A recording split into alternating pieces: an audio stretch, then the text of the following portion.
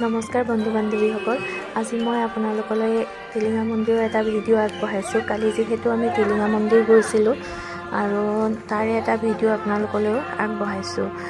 যিসকলে দেখা নাই টিলিঙা মন্দিৰ তেওঁলোকেও চাই ভাল পাব।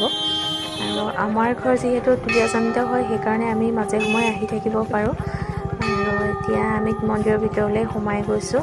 আজি বৃহস্পতিবাৰ, সোমবাৰ নহয়, সেইকাৰণে মানুহৰ ভিৰ কম। আৰু আমি যেতিয়াই মিলিছে আৰু তেতিয়াই আহিছোঁ মহাদেৱৰ কাষলৈ। আৰু আমি মাজে মাজে তেনেকৈ আহি থাকোঁ, ভাল লাগে। মন্দিৰৰ ভিতৰভাগ অকণমান আপোনালোকক দেখুৱাইছোঁ। চাৰিওকাষে টিলিঙা আৰু চবেই টিলিঙা আৰে, কাৰণ মনৰ আশা পূৰণ হয় বুলি এটা বিশ্বাস আছে।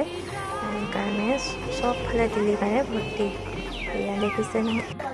নমস্কাৰ বন্ধু বান্ধৱীসকল, আজি মই আপোনালোকলৈ টিলিঙা মন্দিৰৰ এটা ভিডিঅ' আগবঢ়াইছোঁ। কালি যিহেতু আমি টিলিঙা মন্দিৰ গৈছিলোঁ আৰু তাৰে এটা ভিডিঅ' আপোনালোকলৈও আগবঢ়াইছোঁ। যিসকলে দেখা নাই টিলিঙা মন্দিৰ তেওঁলোকেও চাই ভাল পাব। আৰু আমাৰ ঘৰ যিহেতু তুলীয়াজানতে হয়, সেইকাৰণে আমি মাজে সময়ে আহি থাকিব পাৰোঁ। আৰু এতিয়া আমি মন্দিৰৰ ভিতৰলৈ সোমাই গৈছোঁ।